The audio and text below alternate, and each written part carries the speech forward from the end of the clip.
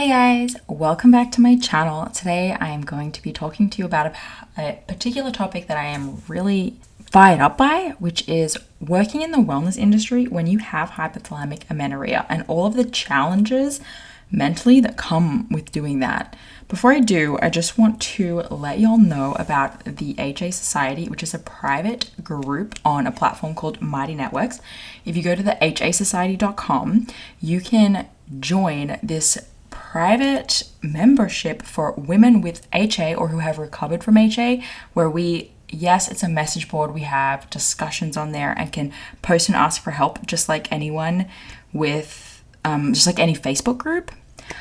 But also we have experts coming into the group who are going to host things like mindfulness, meditation, relationship coaching, nutritionists and dietitians doing Q&As and lessons specifically on things around HA so that you can become more educated on the topic as well as feel more supported around all of it, not just HA, but the things that come with it. So like with a relationship coach coming in, they'll talk to you about, how to interact with your partner around this subject, or with the mindfulness and the meditation or even the yoga teachings, they'll be really tailored and talking specifically about HA while they take you through the breathing. As in, like, they'll know what you're going through and be able to tailor these awesome virtual classes for you. So I'm really excited about it. It launches on September 16th. So if you head over, if you're watching this before then, and join the waitlist, and if you join early enough, you'll get the beta pricing. So I'm obviously doing an introductory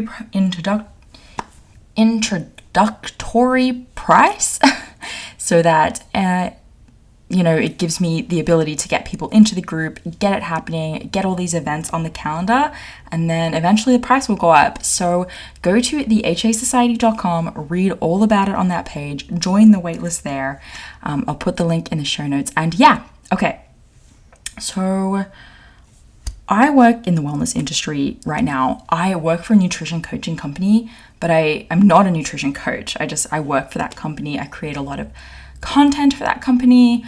I interact with a lot of the customers from that company, and I just do everything I can to grow that business and to make sure that I'm doing the best that I can to make sure that the business is doing the best that it can.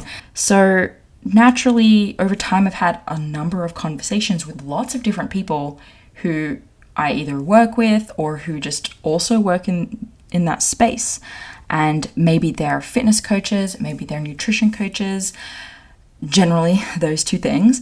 And they feel conflicted because either A, they haven't recovered and they feel bad because they're coaching women doing something that kind of got them into this predicament themselves, or they have recovered and they're sort of seeing that, okay, I'm still working in this industry that I'm not sure I entirely believe in everything that I'm preaching and that I'm teaching anymore.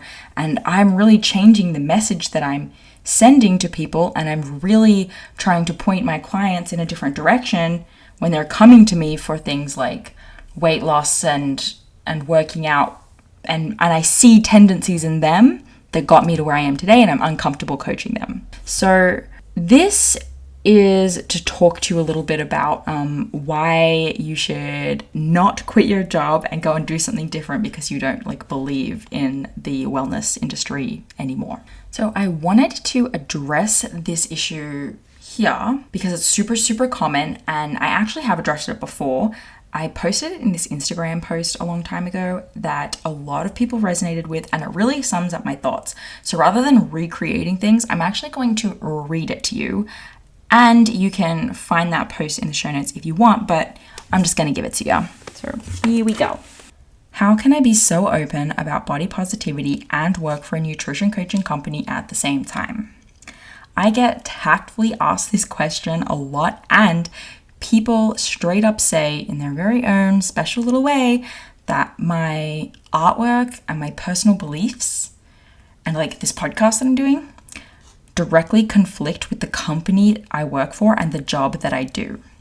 It makes no sense to people that I would be on a mission for body acceptance and work for a company that promotes dieting. I get it, but I'm going to clear that up right now. First, no one in the company I work for sees the only metric of health, progress, and confidence, etc., as being extremely lean. Not a single person. It's against our culture and policy. They all talk about self-acceptance and care. They all advise people on the true cost of getting lean, something that people often can't understand on their own. They all promote what's best for the client, and they all try to completely transform the client's view of themselves and their body's capabilities. It just so happens that in order to get there with a client, sometimes you have to sell someone what they want, for example, weight loss, and then give them what they need. For example, accepting that their body is healthy at a higher weight than they originally wanted long term. If you're a client and you want to lose weight, that is okay. Your coach can meet you there and then figure out with you what the next best healthiest move is. The coach will make sure you know your options and that you don't crash and burn because of your unrealistic expectations. They're a sounding board. They bring you back down to reality when you want to keep losing weight. They tell you when your time in a caloric deficit is up and it's time to eat more for the good of your health and progress. We suck at making goals and sticking to plans by ourselves. So I believe that everyone needs help, and it's a misconception that I work for a company that promotes weight loss only. Like a massive misconception. So I feel so passionately about understanding your nutrition, your body, and about ditching comparison and feeling great about yourself. So why in the world would I quit my job where I have a seat at the table that influences so many people's health and well-being? That's like seeing an opportunity for your skills and perspective to be utilized, but not joining in because you're frustrated that your skills and perspective have not already been provided by somebody else. That makes no sense. Bonus answer. Say I did work for a company that only promoted chronic dieting and only ever being shredded. That would be even more reason to be working there, behind the scenes, trying to promote change. That's not the case, but it's food for thought. So yeah, I think it's awesome that I work for a company that is all about teaching nutrition, loving yourself, and promoting a positive lifestyle change, and that I make body positive art and host this podcast all at the same time. So that's basically my stance on the whole matter. I really think that if you don't like how something's being done, but you walk away from the problem, I mean, you can do that, but you can't be mad that change isn't happening. So if you work in the wellness industry and you're feeling conflicted, I think you should just ask yourself, okay, well, what are the messages that myself am promoting? Don't worry so much about the company you work for. Say if you work for someone else or you feel like you're a part of an industry where everyone else is saying this thing, and by you being a part of that industry, you're adding to the problem. No.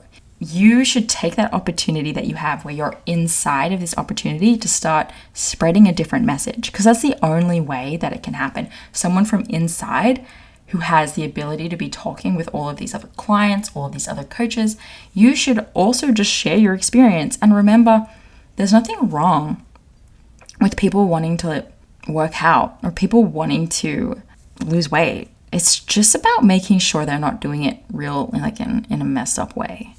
And meet them where they're at. Let them, go on a weight loss plan and be there for them when they start to notice that they're not feeling great or that their period is missing. And be the person who asks them questions about that. Because think about how you got into this situation. You didn't need someone to tell you, oh, hey, if you work out a whole bunch, you're going to lose your period or whatever. That wasn't going to get you to stop doing what you're doing. You had to get hypothalamic amenorrhea to realize you don't want it. So, give other people the opportunity to have their own experiences, but be there for them to fast track their learning curve. That's kind of it.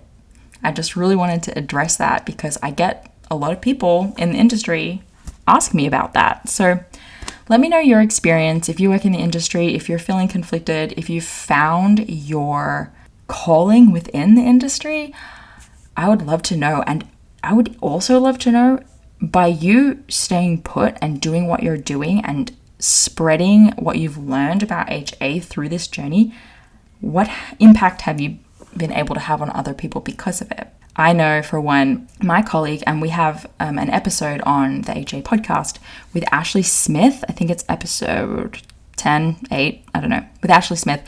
We work together, and she would not have gotten her period back if I hadn't started sharing about my story. So now she is a nutrition coach who realized, because of what I was saying inside of my industry, that she had HA, and now she coaches hundreds of people with their nutrition. And so now she can help the people she comes across because of this. So there's your answer. And every day, I'm sure people like her and like so many other coaches get clients who come with disordered eating tendencies and who really want to keep losing weight and want to keep on the deficits.